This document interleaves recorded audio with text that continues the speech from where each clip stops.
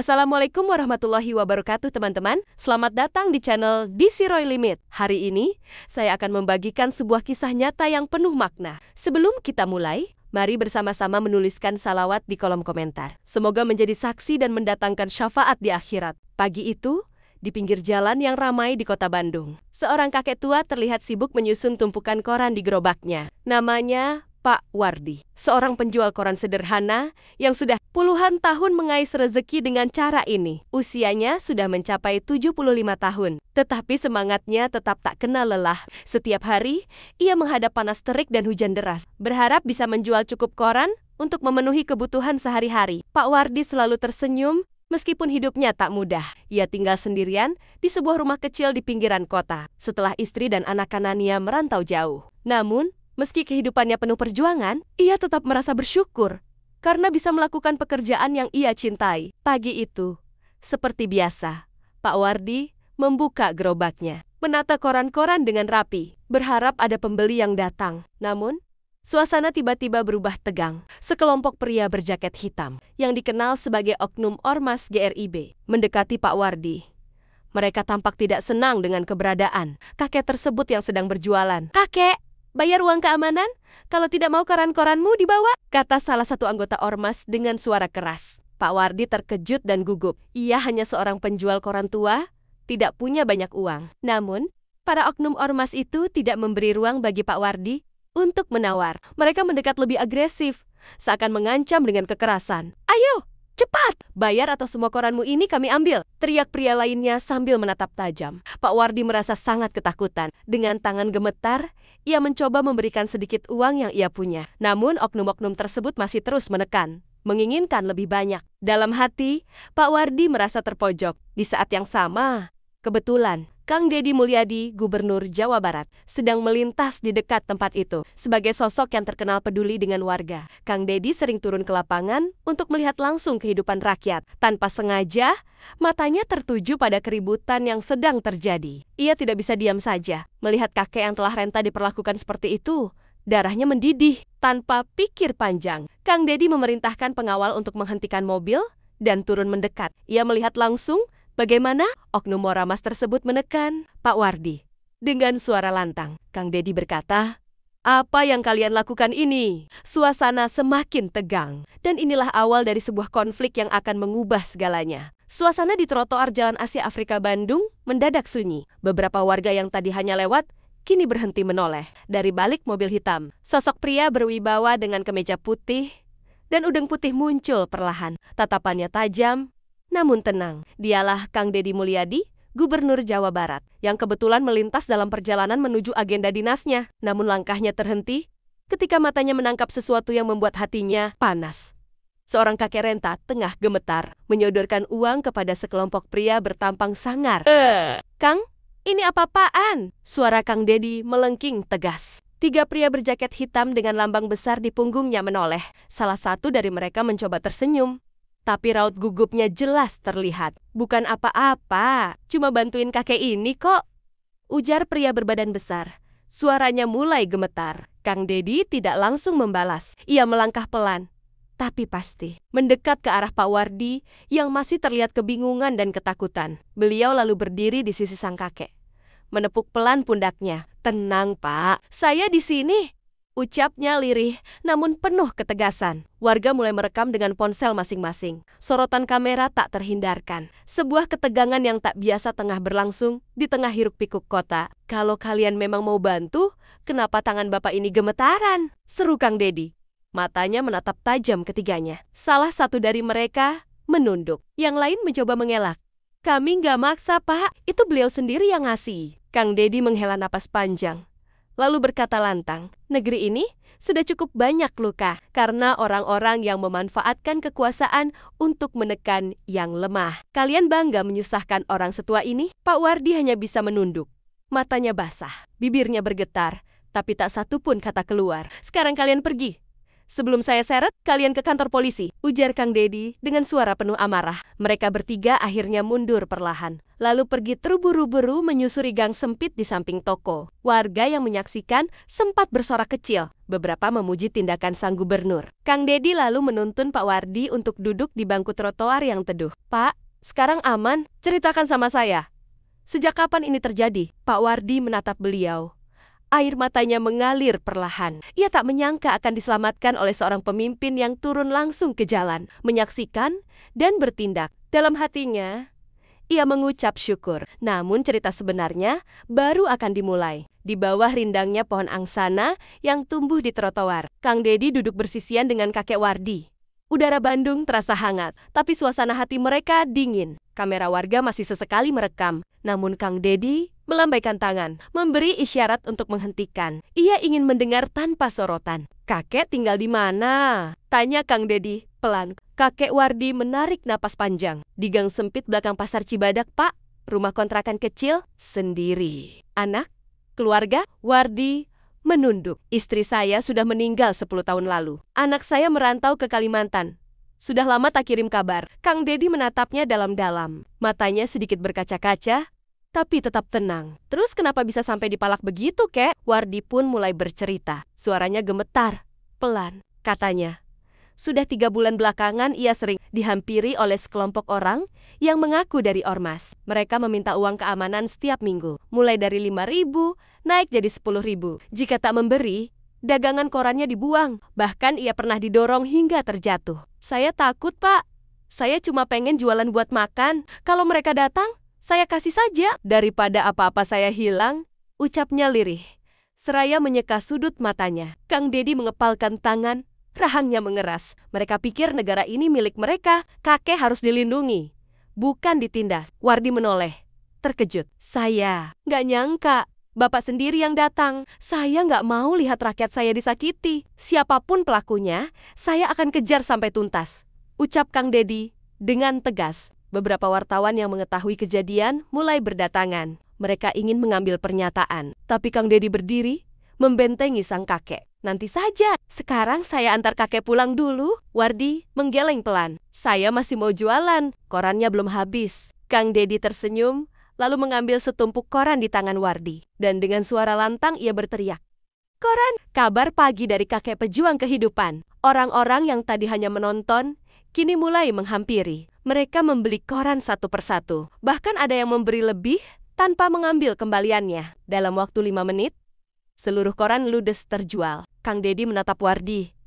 Hari ini bukan cuma daganganmu yang laris, Kek, tapi juga kehormatanmu sebagai rakyat kecil yang tidak bisa dipandang rendah. Wardi tersenyum. Kali ini tulus dan damai. Namun di balik senyuman itu, ada luka panjang yang mulai terbuka dan meminta keadilan. Pagi itu, Bandung kembali berdenyut dengan rutinitas. Namun suasana hati Kang Dedi Mulyadi masih bergolak sejak pertemuannya dengan Pak Wardi. Lelaki paruh, baya itu tak bisa melupakan raut wajah tua yang menahan tangis, yang dalam diamnya menyimpan beban ketidakadilan. Ia tahu, kejadian ini tak bisa dibiarkan. Kang Dedi langsung memanggil ajudannya. Kita cari tahu siapa oknum ormas yang memalak kakek itu. Tegasnya, tanpa menunggu waktu, mereka menyisir daerah sekitar lokasi pemalakan. Informasi dari warga mulai mengerucut. Beberapa menyebut nama ormas, CRIB, dan menyebut sosok berambut cepak yang kerap mondar-mandir menagih keamanan dari para pedagang kecil. Di sisi lain, Pak Wardi duduk di warung kopi sederhana. Dia memandang lalu lintas kota. Ia tak menyangka pertemuan singkatnya dengan sosok berpakaian putih itu akan mengubah arah harinya. Beberapa pembeli koran datang menghampiri. Pak Wardi, saya tahu dari TikTok. Saya beli 5 ya, katanya. Kakek itu hanya bisa tersenyum haru. Sementara itu, Kang Dedi yang didampingi timnya mulai berkeliling ke beberapa lokasi lain. Beberapa pedagang mengaku juga pernah dipalak, namun takut bicara. Kami nggak berani, Pak. Nanti dibikin susah, ujar seorang penjual gorengan. Kang Dedi menepuk pundaknya. Tenang, saya di sini. Kamu bukan sendirian. Lalu, di sebuah gang sempit, Kang Dedi dan timnya berpapasan langsung dengan 2 pemuda berbaju loreng ormas. Salah satunya mengenakan jaket bertuliskan GRIB. Mereka kaget melihat sosok Dedi Mulyadi berdiri di hadapan mereka. Kalian dari GRIB? Tanya Kang Dedi langsung. Salah satu dari mereka tersenyum miring. Iya, kenapa? Tolong jangan ganggu rakyat kecil lagi, termasuk kakek Wardi. Ucapnya tegas sambil menatap tajam. Mereka tertawa kecil. Pak, kita ini ormas besar. Kita cuma jaga ketertiban. Ketertiban atau pungli? Balas Kang Dedi tajam. Saya sudah kumpulkan bukti. Dan saya akan bawa ini ke pihak berwenang. Wajah para pemuda itu langsung berubah. Salah satu dari mereka mendekat dan berkata, Bapak jangan sok pahlawan, nanti bisa celaka. Kang Dedi melangkah maju. Ancaman tidak akan mengubah niat baik. Rakyat kecil tidak boleh diinjak. Kalian yang harusnya jaga, malah jadi preman. Beberapa warga yang melihat mulai merekam dengan ponsel. Sorotan publik pun mulai berdatangan di media sosial, banyak yang mendukung langkah Kang Dedi. Namun di balik layar, oknum-oknum ormas itu mulai tidak terima. Mereka merasa tercoreng. Namun, Kang Dedi tak gentar. Dalam hatinya, ia tahu perjuangan ini baru dimulai. Ia menatap langit Bandung yang mulai mendung. Kalau untuk keadilan, saya siap diguyur badai. Ucapnya lirih. Kabar tentang aksi Kang Dedi Mulyadi menghadapi dua pemalak berseragam GRIB menyebar dengan cepat. Video yang direkam warga mulai viral di media sosial. Namun bagi Kang Dedi, ini bukan soal viral, ini soal keadilan. Ia tahu, yang paling penting adalah kondisi Pak Wardi. Pagi itu, Kang Dedi ditemani asistennya mendatangi rumah sederhana Pak Wardi di pinggiran Bandung. Rumah papan tua nyaris roboh. Berdiri di antara bangunan beton, Kang Dedi turun dari mobil tanpa pengawalan, membawa bingkisan kecil dan senyum ramah. Pak Wardi terlihat terkejut. Ia tak menyangka akan dikunjungi langsung oleh orang nomor 1 di Jawa Barat itu. Tubuh tuanya menggigil saat berdiri menyambut. Kang Dedi, panaon atuh? Datang Kak Die, gumam Pak Wardi terbata. Saya datang bukan sebagai gubernur, tapi sebagai sesama manusia. Jawab Kang Dedi sambil menggenggam tangan Pak Wardi erat. Suasana hening sejenak. Air mata Pak Wardi menetes perlahan. Dinding rumahnya seolah menjadi saksi pertemuan dua hati satu yang selama ini terpinggirkan. Dan satu lagi yang mencoba mendengar jeritan itu. Di dalam rumah, Kang Dedi duduk bersila di lantai, mendengarkan Pak Wardi bercerita tentang kehidupannya. Tentang bagaimana dulu ia pernah menjadi guru ngaji, lalu kehilangan semua karena digusur. Kini hanya berharap dari koran yang kadang tak laku terjual. Waktu dipalak itu, saya hanya diam. Takut, Kang. Takut dipukul? Lirih Pak Wardi. Kang Dedi mengepalkan tangan. Wajahnya menegang, namun tetap tenang. Mereka harus bertanggung jawab. Tapi Pak Wardi, mulai hari ini, saya pastikan Bapak tidak sendirian lagi. Ia mengeluarkan amplop dari tasnya. Bukan hanya bantuan uang, tapi juga surat keputusan. Pak Wardi akan dibantu modal, usaha kecil, dan dicarikan tempat tinggal layak. Kamera warga yang merekam dari kejauhan menangkap momen itu. Bukan untuk sensasi, tapi sebagai bukti bahwa di tengah kerasnya dunia, masih ada yang peduli. Keesokan harinya, video pertemuan itu meledak di dunia maya. Warganet membanjiri komentar dengan haru dan simpati. Banyak yang mengajak berdonasi untuk Pak Wardi. Tapi Kang Dedi hanya menulis satu kalimat. Keadilan bukan soal popularitas. Ini soal hati yang tak boleh diam melihat yang lemah dizalimi. Malam itu, setelah pulang dari rumah Pak Wardi, Kang Dedi tidak langsung istirahat. Ia duduk termenung di ruang tamu, menatap layar ponsel yang terus bergetar karena notifikasi dari media sosial. Video dirinya memarahi pemalak dari Ormas GRIB sudah viral. Namun bagi Kang Dedi, viral bukan tujuan. Keadilan untuk rakyat kecil adalah segalanya. Pagi harinya, Kang Dedi langsung menghubungi pihak kepolisian. Ia menyerahkan rekaman lengkap pemalakan yang dilakukan oleh oknum GRIB, beserta kesaksian dari warga sekitar. Saya tidak akan tinggal diam. Negara harus hadir untuk orang seperti Pak Wardi, tegasnya kepada Kapolsek Bandung Wetan. Tak butuh waktu lama, polisi bergerak cepat. 3 pria yang sebelumnya memalak Pak Wardi langsung diamankan di sebuah warung kopi tempat mereka biasa nongkrong. Wajah-wajah yang dulu garang mendadak layu saat polisi mengapit mereka. Salah satu di antara mereka berusaha mengelak. Itu cuma bercanda, Pak. Tapi rekaman video tak bisa dibohongi. Kabar penangkapan itu tersebar cepat. Warga yang sebelumnya takut kini mulai angkat suara. Beberapa pedagang kecil mengaku pernah dipalak oleh oknum yang sama. Beberapa bahkan menunjukkan bekas luka akibat intimidasi. Polisi mulai menyelidiki lebih dalam. Kemungkinan ada jaringan pemerasan lain yang lebih besar. Sementara itu, Kang Dedi kembali datang ke rumah Pak Wardi. Kali ini, bukan sekadar memberi bantuan, tapi membawa tim bantuan hukum dan petugas sosial. Pak Wardi, kita urus KTP dan BPJS-nya ya. Biar ke depannya Bapak bisa jualan dengan tenang dan punya perlindungan hukum, ucap Kang Dedi sambil menepuk bahunya. Pak Wardi terisak, matanya berkaca-kaca. Belasan tahun ia hidup merasa tak terlihat, tak dianggap. Namun hari itu, untuk pertama kalinya, ia merasa negara benar-benar hadir untuk dirinya. Di luar rumah, beberapa warga mulai berdatangan. Mereka membawa makanan, buah, bahkan ada yang menyumbang tikar baru untuk Pak Wardi. Momen itu menjadi titik balik. Keadilan sosial bukan hanya slogan, tapi nyata ketika ada yang berani memperjuangkannya. Namun belum semua selesai. Di balik layar, beberapa orang dari ormas tersebut mulai merasa gerah. Mereka merasa terancam, bahkan berencana membalas Kang Dedi atas keberaniannya. Tapi Kang Dedi tak gentar. Kalau membela rakyat, harus dilawan. Berarti kita berada di jalan yang benar, ujarnya dalam hati. Kehidupan Pak Wardi perlahan mulai berubah. Bantuan sosial datang, dan warga yang dulu takut mulai berani berbicara. Namun, di balik kebaikan yang datang, ada ancaman yang perlahan mengintai. Oknum-oknum dari Ormas GRIB yang merasa terancam mulai bergerak untuk membalas dendam. Mereka merasa tindakan Kang Dedi dan kepolisian akan mengganggu dominasi mereka di kawasan Bandung. Suatu malam, Kang Dedi menerima telepon yang membuat jantungnya berdegup kencang. Suara berat di ujung telepon mengancam, "Jangan terlalu banyak campur tangan, Kang Dedi. Ini urusan kami." Namun, Kang Dedi tetap tenang. "Saya akan terus membela yang benar. Tidak ada yang akan membuat saya mundur," jawabnya dengan suara tegas. Keesokan harinya, suasana di Bandung semakin tegang. Sejumlah orang yang tidak dikenal mulai berkeliaran di sekitar rumah Pak Wardi.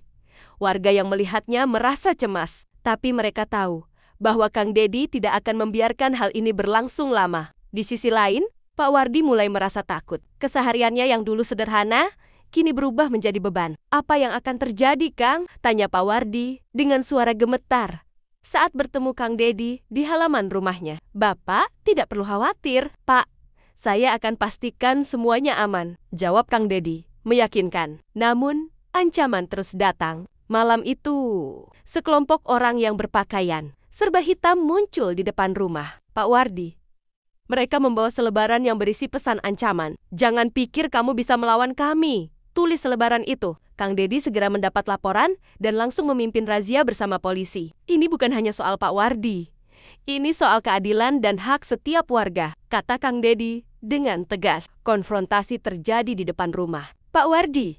Oknum-oknum Ormas GRIB yang berani datang kali ini dihadapi langsung oleh polisi. Dengan Kang Dedi di garis depan, polisi yang sudah dilatih untuk menangani situasi seperti ini bekerja cepat. Beberapa dari mereka yang mencoba melawan akhirnya ditangkap dan diadili. Kemenangan kecil diraih, tetapi bagi Kang Dedi, ini hanya permulaan. "Kita tidak boleh mundur selangkah pun," ujarnya kepada para pendukungnya yang hadir. Di tengah situasi yang tegang itu, warga Bandung mulai merasakan kekuatan persatuan. Mereka tahu bahwa jika mereka bersatu, tidak ada yang tak bisa mereka hadapi. Pak Wardi yang melihat situasi ini dengan mata kepala sendiri, akhirnya bisa sedikit tersenyum. Meskipun hidupnya masih penuh tantangan, ia merasa bahwa dirinya kini diperhitungkan. Sebuah perjalanan panjang untuk mendapatkan hak-haknya sebagai warga negara kini mulai membuahkan hasil. Kabar penangkapan 2 oknum Ormas GRIB oleh pihak kepolisian membuat geger warga sekitar. Banyak yang tak percaya akhirnya. Mereka yang selama ini dianggap kebal, hukum bisa ditindak. Pak Wardi duduk termenung di depan rumahnya, ditemani secangkir teh hangat yang diantar tetangganya. Meski masih terlihat lelah, ada senyum kecil yang perlahan mengembang di wajah tuanya. Tak lama, Kang Dedi Mulyadi kembali menyambangi rumah Pak Wardi.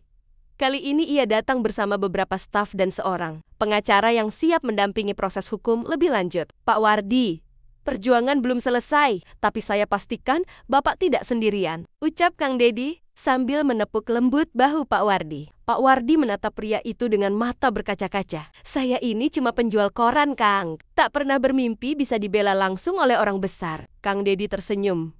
"Yang besar itu bukan jabatan, Pak, tapi hati yang mau jujur dan berani melawan kezaliman. Dan Bapak sudah lebih dulu menginspirasi kami semua." Sementara itu, di kantor polisi, 2 oknum GRIB yang ditangkap mulai mengungkapkan fakta mengejutkan. Mereka mengaku hanya menjalankan perintah dari atasan yang lebih tinggi di ormas tersebut. Nama-nama baru mulai muncul dalam penyelidikan, termasuk salah satu tokoh berpengaruh yang selama ini dikenal dekat dengan kalangan elit lokal. Kabar ini sampai ke media dan menjadi perbincangan nasional. Banyak masyarakat yang sebelumnya takut bicara, kini mulai berani bersuara. Beberapa korban lain dari pemalakan yang dilakukan. Oknum ormas serupa juga mulai melapor. Keberanian Pak Wardi menjadi pemantik semangat perlawanan terhadap premanisme. Berkedok organisasi. Di rumahnya, Pak Wardi menerima banyak kunjungan. Ada aktivis, mahasiswa, hingga jurnalis yang ingin mendengar langsung kisahnya. Ia hanya menjawab dengan rendah hati. Saya cuma ingin hidup tenang.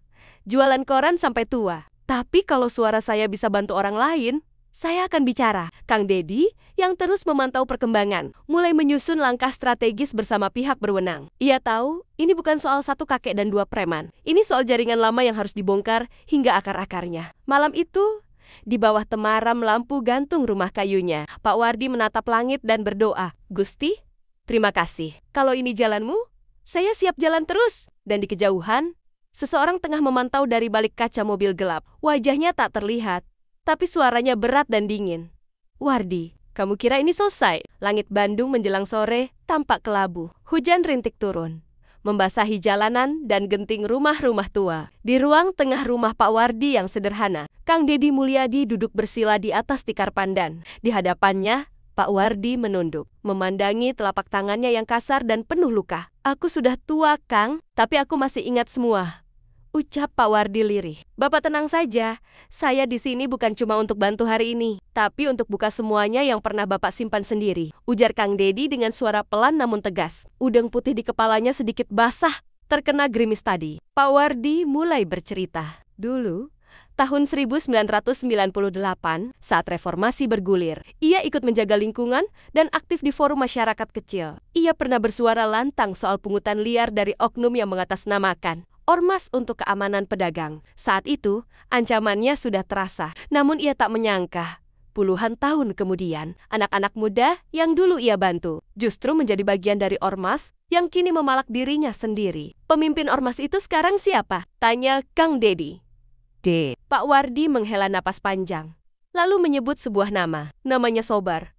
Dia dulu anak tetangga saya. Waktu kecil sering saya kasih makan." Kang Dedi terdiam. Nama itu tidak asing. Ia pernah mendengar laporan terkait Sobar, yang sekarang jadi salah satu tokoh ormas besar di wilayah Cibenying, dan dikenal punya banyak pasukan jalanan. Orang ini diduga terlibat dalam sejumlah pemalakan terselubung, tapi belum pernah ada bukti kuat. Di luar rumah, ajudan Kang Dedi menerima telepon. Wajahnya berubah serius. "Kang, kami temukan satu video CCTV. Ada rekaman saat Pak Wardi dipalak. Yang mukul Pak Wardi juga terlihat jelas." Kang Dedi bangkit. "Simpen baik-baik. Malam ini kita kumpulkan bukti. Besok saya minta Satpol dan kepolisian turun bersama. Kita nggak bisa diam." Pak Wardi memegang lengan Kang Dedi. "Hati-hati, Kang. Mereka bukan orang sembarangan." Kang Dedi hanya tersenyum kecil. "Insya Allah, selama niat kita lurus, rakyat pasti di pihak kita." Malam itu, rintik hujan belum juga reda, tapi semangat untuk menegakkan keadilan telah menyala, tak akan padam. Bayangan Sobar yang misterius mulai menghantui perjalanan ini, dan konflik pun semakin menguat. Kantor Polresta Bandung pagi itu tampak lebih sibuk dari biasanya. Di dalam salah satu ruang interogasi, dua pemuda berbaju hitam dengan logo GRIB di dada duduk gelisah. Di hadapan mereka, Kang Dedi Mulyadi duduk bersilang tangan, ditemani dua petugas kepolisian dan seorang penyidik siber. "Jadi, kalian mengaku hanya disuruh?" tanya Dedi dengan nada tenang namun tajam. Pemuda berambut cepak itu mengangguk ragu. "Iya, Kang. Kami cuma diminta nagih setoran sama seseorang. Kami dikasih seragam, dikasih ongkos, dan dikasih daftar nama." Dedi bertukar pandang dengan penyidik. "Daftar nama?"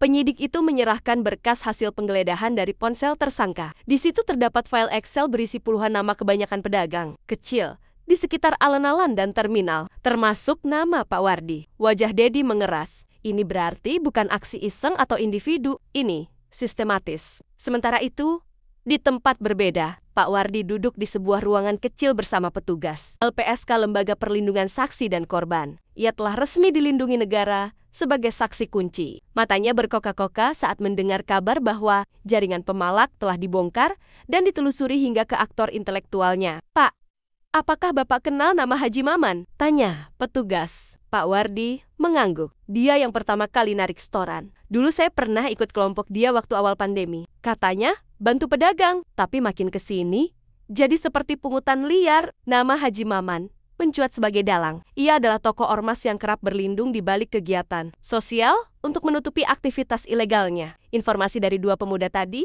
menguatkan posisi hukumnya. Sore harinya, Deddy Mulyadi bersama Kapolresta Bandung mengadakan konferensi pers di hadapan puluhan media. Deddy berbicara lantang, ini bukan soal politik, ini soal kemanusiaan. Negara tak boleh kalah oleh premanisme berkedok ormas. Saya akan kawal proses ini sampai tuntas. Sontak berita itu viral. Nama Deddy kembali dipuji netizen sebagai tokoh berani, pembela rakyat kecil. Tapi di balik sorotan kamera, ia menoleh pada ajudannya dan berbisik, "Jangan lupa, awasi gerakan mereka. Saya yakin ini belum selesai." Malam itu, layar televisi di rumah Pak Wardi menampilkan wajahnya. Ia terdiam, lalu tersenyum haru. Akhirnya, suara kecil seperti dirinya pun bisa didengar.